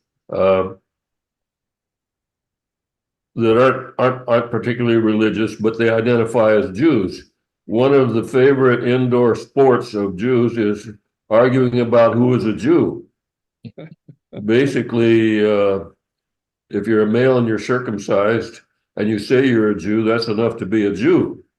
Okay. But I think it was Moses Mendelssohn back at the end of the 18th century who said, Judaism has no dogmas, only commandments. You're a Jew if you do the Jewish things, even if you don't believe in God. Yeah, I mean, I've heard in other, venues that Jewish people say, I don't have to be religious to be a Jew. That's right. It's a peoplehood. I've spent quite a bit of time in Israel, and there's actually quite a bit of tension between religious Israelis and non-religious Israelis. The really religious ones, the Orthodox, they don't have to serve in the military. And that's deeply resented by the other Israelis. So what makes a Jew? If he says he is. Yeah. Now, that's why, I wonder about a statistic that says Judaism is good at retaining believers. Yeah, that well, was my question. Yeah. It depends on what you call a believer. Yeah. I think if you ask a Jew, you're a Jew if you identify as one, if you're circumcised, and if you do the Jewish things that are associated with Judaism. Yeah, a few years ago, I was over in Budapest, and I think it was there. It was the second largest synagogue in Europe, and I did a tour. My wife and I did a tour through this synagogue, and the person leading the tour said there were like 3,000 members, and I was brazen enough to put up my hand when it was question and answer time and say, well, how many people attend synagogue on Sabbath? And she was a little hesitant, again, because the sanctuary housed about 3,000. She said, well, we have a little chapel up off one corner, and she pointed where it was. She said about 115 to 120 attend. I'm associated with a number of rabbis, and they think that the Christian emphasis on church attendance is because of finances, because you want to get offerings. A Jew, they don't care whether people attend the synagogue regularly, as long as they pay the dues and you're a paid up member of the congregation. Just do that, and whether you come or not, that's up to you. And a lot of people don't. But they think it's valuable to maintain their membership, and so they pay their dues. Thank you, Jerry. I think there's also a cultural identity. I have friends who are Jewish, and I know they celebrate Passover and they celebrate Hanukkah, and it's a cultural experience, not so much as attending a church. And I wonder, Gina, Raj probably could tell us, isn't the same thing somewhat true of being a Hindu? You're sort of part of a culture, but I've talked, when I was in India, I've been in India only about 6 weeks, but it was enough to meet some Hindu people, and most of them who would say, oh yeah, I'm a good Hindu. But there really isn't much they have to do to say I'm a good Hindu. Am I right about that, Raj? Yeah, I think that the issue here often is that it's tough to separate out what is cultural and what is religious. Okay, they're so intermingled, and there may be people who are practicing religious rituals without considering them to be religious. They're cultural. They're cultural carryovers. So it's hard, I think, to draw a clear line between the two as far as I understand it. A religion is a culture. There you are. Okay. Yeah. totally. Ed Reifschneider, tell us what you're thinking today. If Well, you dare. First of all, Raj, thank you for your thoughts. As always, you tend to plow new ground, and I like that. I want to make a couple of quick comments before I ask the question, Raj. Somebody put in the chat, do people feel more of a sense of community here than at a church in a building? And many people said yes, and I agree with that. I'm not quite sure why. We tend to see the same faces every week. But for me, I think it's because I just got tired of going and sitting on a bench and having somebody lecture at me. The last time I went, I found I could not abide the preliminaries. But the chance for somebody to make a presentation and then to engage in this extensive discussion is where I find community. I think it's maybe churches should try to adopt this format. And as far as crosswalk goes, I think you may well be right, Lauren. I've spent a lot of time with Tim Gillespie talking about crosswalk. And I told him that what he was developing was a conference without borders.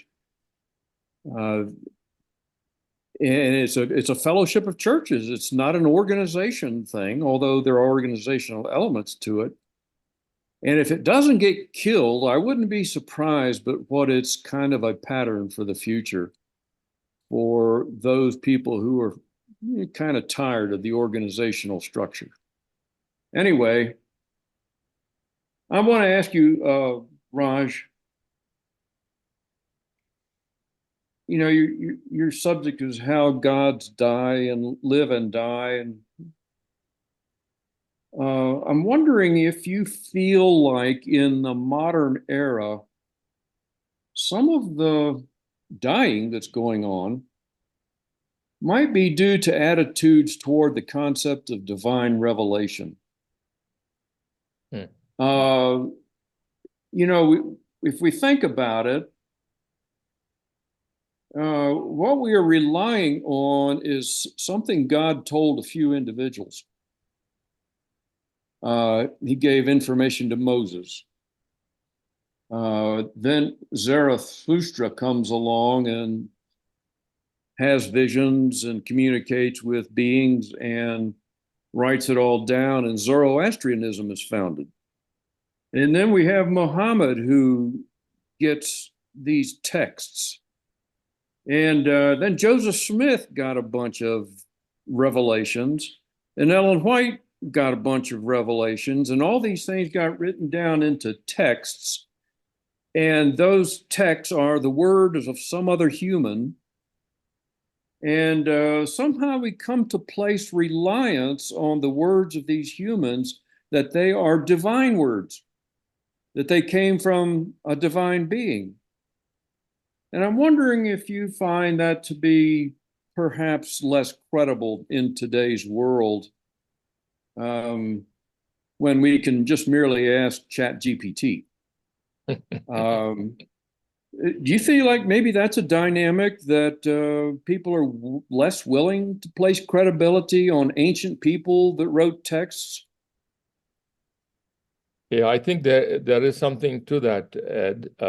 With the loss of this sense of transcendence, loss of sense of a divine being or divine power that is communicating and directing the earth, there could be a corresponding loss of faith, belief, trust in sacred text. Now, not every religion has a sacred text. Some religions have texts, ancient texts, but don't consider them sacred, but some are divinely handed down to us. So there, I don't know statistically how that plays out, but my guess is there's something to that sense of, how do I know that? We had Matthew Kopman here about 2 or 3 weeks ago. He talked about the New Testament Apocrypha and how different communities developed that based on what was going on in there, which raises questions about, how credible is the text that says Jesus said this and Jesus said that. So, yeah, I think there's something to that. I haven't explored that deeply, but I think there's something to that, Ed. Thank you for your comments. And I just want to say, I think that Terry from Oregon was onto something about small groups. And I think you need to think about the early Adventist church as a small group and what their thoughts were back and forth. And I think what most people really care about is finding a congregation who does care about you as an individual, and that's what binds people together. Having said that, I told Lauren earlier that I have to leave at 12:30, so I'm going to turn this over to Lauren at this time, and I think John is up next. I'll take it from here. Thank you so much, Lauren, and I'll see everybody next week. And thank you so much for taking over at a short notice. I had called a bunch of people, but everybody said, I'm not going to be there.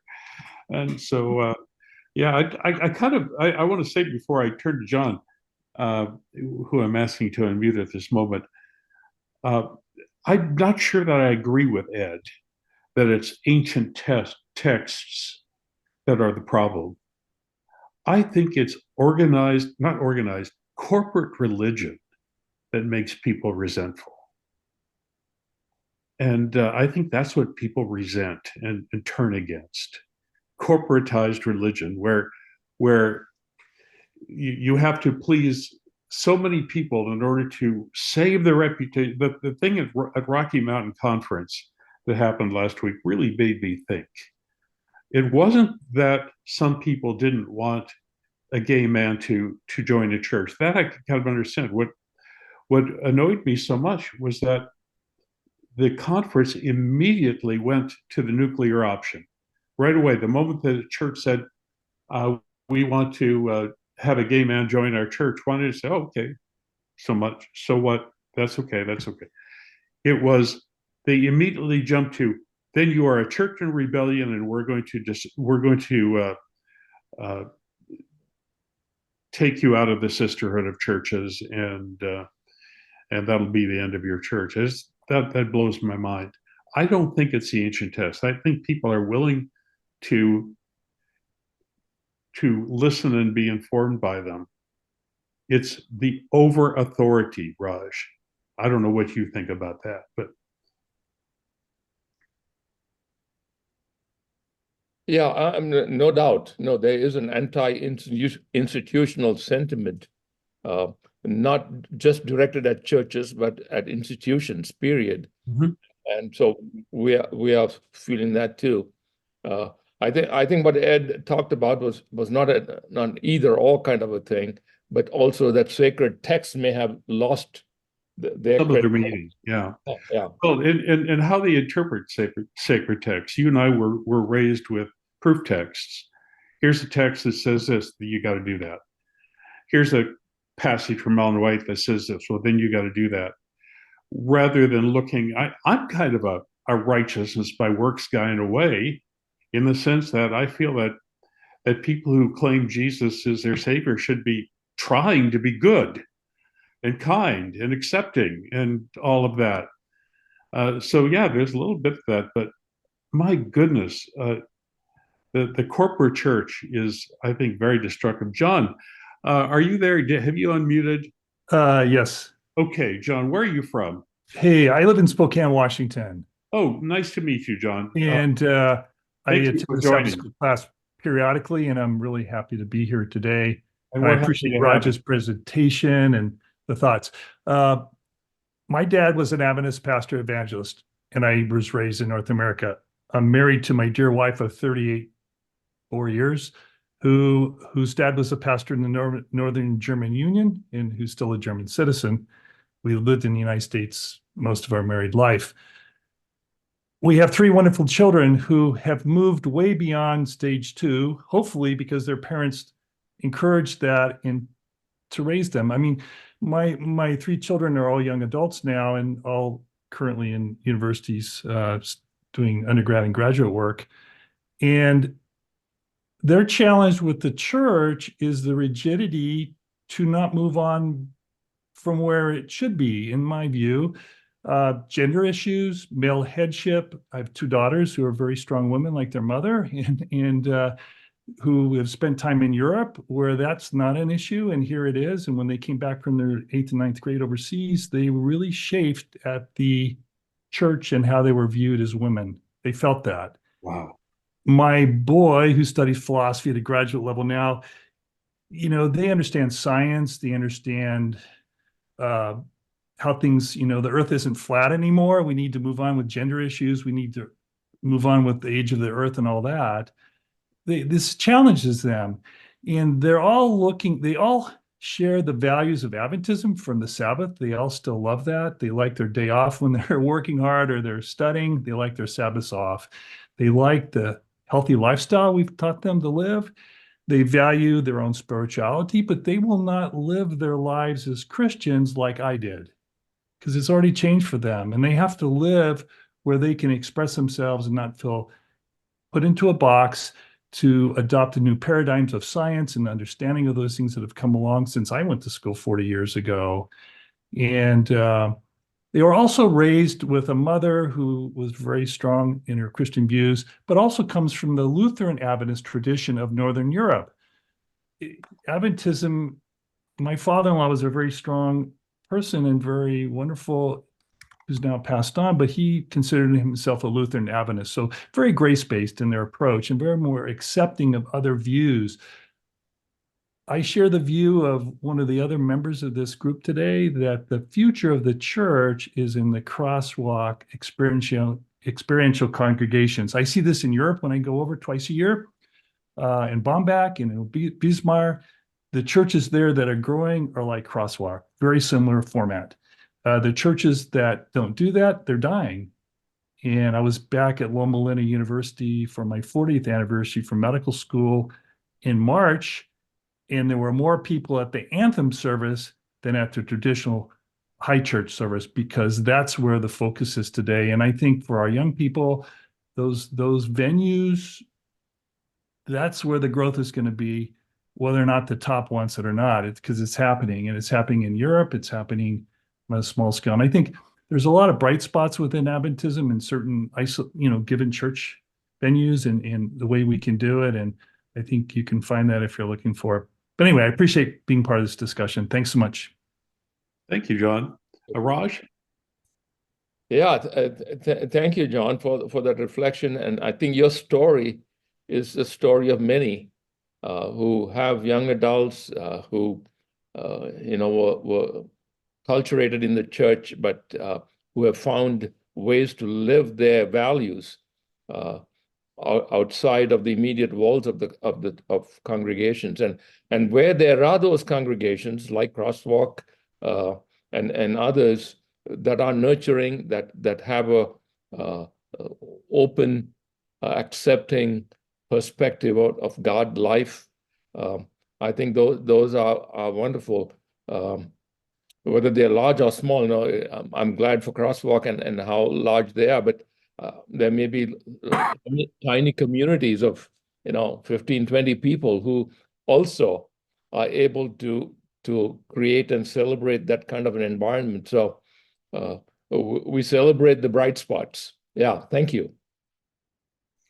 Well, Dr. Dingle, I see you are here. You have raised your hand, and I'll be interested to hear from you. You and your husband tried to create a different kind of community. I'm interested to hear your reflections on what Raj taught today. Well, after what John said and what you said earlier, Lauren, about Crosswalk and what Raj just said, I just wanted to let you know that there are small groups that are doing a similar thing, in that our little church that probably was about 20 people or so started, or maybe less, started cooperating with the Cleveland Greater Food Bank to provide groceries, 3 bags of groceries per family. We serve about 250 families twice a month, and a bunch of white-haired people there, white-haired people can't carry a lot of heavy stuff, and got volunteers to help us do what we do. And by cracky, you really become friends with those folks. You become friends with your clients. You become friends with the people that help you serve. A lot of the clients become volunteers. And now we have a lot of the volunteers attending church. Church is not church. Church is a Christologic Bible study, very casual. We do not teach Ellen White. We do not teach the 28 beliefs. We do serve coffee. We don't have any rock music. There's just none of us quite capable of that. But people come because of the fellowship, and they really enjoy reading scripture, large swaths of scripture rather than key texts, to look at for things that they've never seen before, and to be surprised by things they thought that were there that aren't there. And Dean is very good at organizing that. And it's a very open discussion, comparing what all of us were taught. If you came from the Pentecostals or the Baptists or Episcopals, we've got all of that there. And it's a non-judgmental atmosphere where a lot of support is provided through prayer for people's problems and families and so forth. It's created its own culture. That is a fellowship, not membership, but fellowship. And it's real healthy. And instead of 12 people meeting, we are often, that's our low number for us now. It's often closer to 18, 19, 20, 21, which, is not very big, but it's almost double what we've seen in the past. So it's a delight. It feels like a group. See, and our Ohio Conference president would probably say, how many baptisms have you contributed to our baptism goal? We don't talk to him much. He no longer pays our pastor. We rent our property. They can't disband us or shut us down. Thank you, Monty Salin, who helped us do that. So, we can invite whoever we want to be a member of our group, be they whatever persuasion. And I don't think they're going to be able to shut us down. I hope not, because we would do that.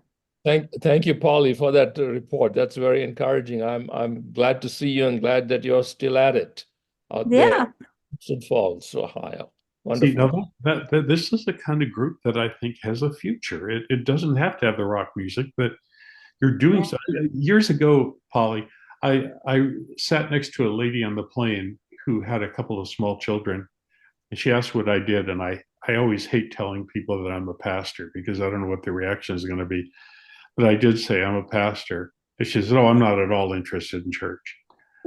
and so we talked a little bit, and I said, what if the church was doing volunteer activities in the community, or what if they are building houses or passing out food or something? She said, oh, I'd love to take my children to do that kind of thing. And I thought that was very interesting. You know, her first very negative reaction, and then you say, what if they were doing that? Oh, yeah, we do that. Isn't that interesting? Yeah, I mean, it's hard to find a place to go and volunteer with your children. it So is. Yeah. It is. It's in my experience is that, Raj, it seems to me that most of the churches I've been associated with have been defined by sort of beliefs in politics in a sort of way. And to suddenly find a church that's defined in a sort of different way, there would be fewer things for people to fight about. So yeah, we're all defined by Jesus. We're all defined by this task that we're doing. We're all defined by this good thing that this do unto others as you would have them do unto you sort of thing. What a difference if you could actually achieve that. Bill Garber, you're up next. Thank you very much, Raj. This is beyond expectations, and the expectations were high. Thank you. Thank you very, very much. Couple of things I'm interested in your reflections on. You mentioned congregations, and you also identify spiritual formation. And both of these items have been identified by our current world president as threats to the church, specifically. And what do you see about this that perhaps leaves leadership nervous, if you will? Because it seems that we all experience spiritual formation. There's no exception. And the 6 stages that you shared, maybe there's value in recognizing wherever we are and our congregants that we share time with in ways that are accepting.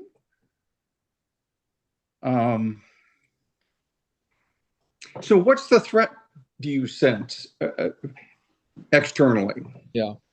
Well, obviously, I don't know what all is going on Right. in his mind, but part of it, I think, Bill, has to do with terminology. If you conclude that the term spiritual formation implies some kind of mystic experience or some kind of Roman Catholic experience that you think is dangerous, then if you assume that, if that's your understanding, then you come out against it. Particularly if you are fearful of anything that sounds mystical, and that term also can mean different things to different people. So I think part of it is terminology, and the other is that some of these notions, we did not grow up with those within Adventism, and they sound so foreign, and we cannot let anything outside come into our community. I mentioned the Shakers and the Shaker communities, and if you didn't belong to the Shaker community, the rest was called the world. You're out in the world, and you ought not to let anything come in. So could be a number of things, but part of it, I think, is the fear that these ideas, and we've gone through this with other terms too, when we had contemporary gospel music kind of start coming in. There were all kinds of culture wars about that because people were saying, we're bringing in the world into the church. So I think part of it is terminology and the fear that if it was not given birth within Adventism, that there's something wrong, something evil, something dangerous about it. So it could be a number of things. Those are a couple of things that come to mind. Mhm. I don't know about the term congregations. I prefer to use congregations than to use church. Church seems to be more corporate kind of a sense, but when you say congregations, to me it conveys connections, conveys community and relationships rather than an organization or an institution. He used the term congregationalism. Oh yeah, so that is so I'm sure he was perceiving this from an authoritative or organizational perspective. However, to the degree that congregations are engaged, there's no doubt that their experience is much less susceptible to authoritative pleadings of one kind or another. Yeah, I think you're absolutely right. Congregationalism, when you add the ISM, could imply that these communities are going to go out and do their own thing without, paying too much attention to the rest of the system. Independence as opposed to interdependence or even codependence in the system. So congregationalism creates another area of fear of groups of people doing their, within quotes, own thing, disregarding the policies, the guidelines, the church manual, and whatever else. Yeah, definitely. Thank you very much. I think Terry from Oregon wrote, "The threat is losing control." Okay, yeah. And I think that's really the essence of it. When I hear the folks from the General Conference talk, they're terrified of losing control. Mm-hmm. It doesn't. They don't trust the people. They feel they have to keep everybody on in the same boat. Randy, go ahead. Yeah. So really interesting topic, but going kind of way back to the beginning, where how are gods born and how do they die? And obviously Christianity evolves out of the Judaism. Obviously the first couple 100 years, realistically, it was just a Jewish sect. And it probably would have diminished over time were it not for being subsumed by the then civil power of Rome, which adopted it and took a religion that was anti-government, anti-establishment, and subsumed it. And now in modern American, and that did away with the Roman gods, right? That's where the Roman gods and the Greek gods really died. So now we are at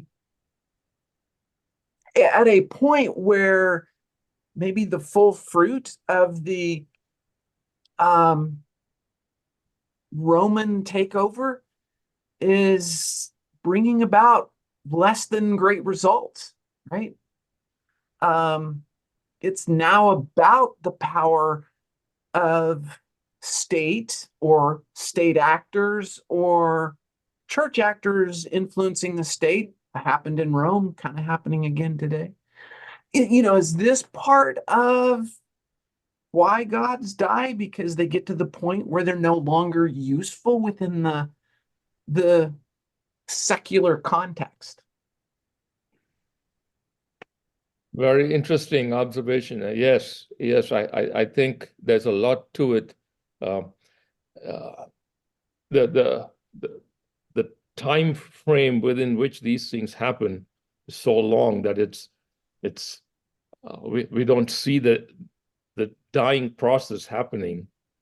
No one generation is able to see it because it spread out.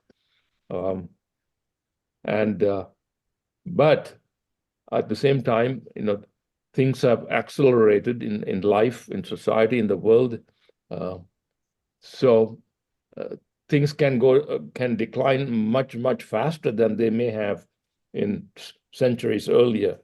But the way it happens, I think, Randy, is how you have described it. I concur with you. I mean, just looking at it over a few generations, being deeply Adventist, with my parents sitting watching, I've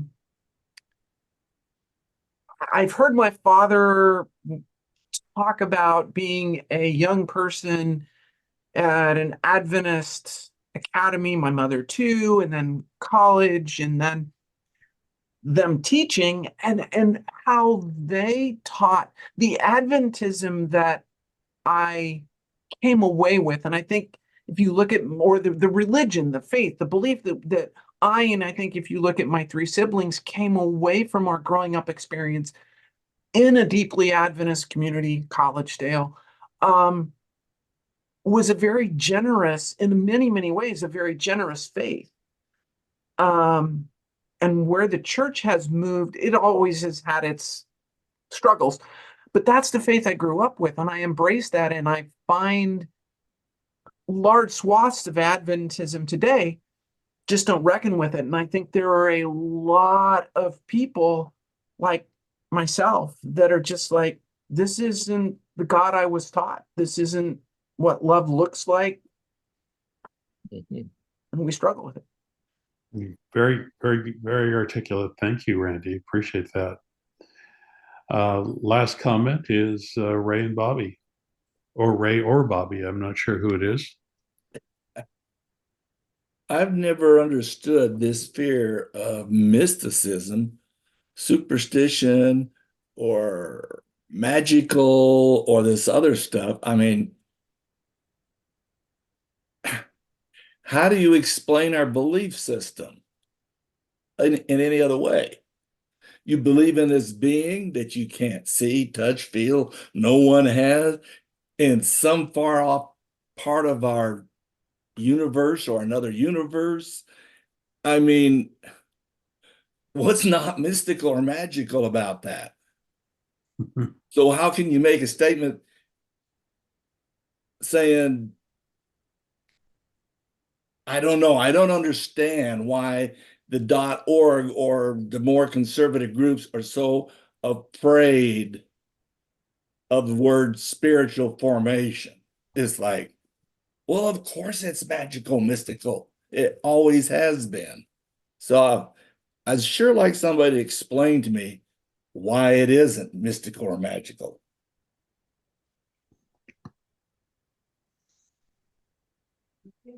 Yeah, it is a bit of a paradox, isn't it, Raj? We have a prophet who held up a Bible and didn't breathe, and had all these the light was on in the middle of the night when the angel was talking to her, all this mystical, magical stuff, and all of a sudden we're terrified of it. Yeah. And what happened on the Mount of Transfiguration? Was that mystical? And when Moses shows up, Elijah show up on the mount, and I think there is mystery and mysticism all wrapped together in a lot of who we are and what we do, what we say, but we don't name it that. Somehow using the name, the term, seems to scare people or scare some people. But you're right. Yeah, I think.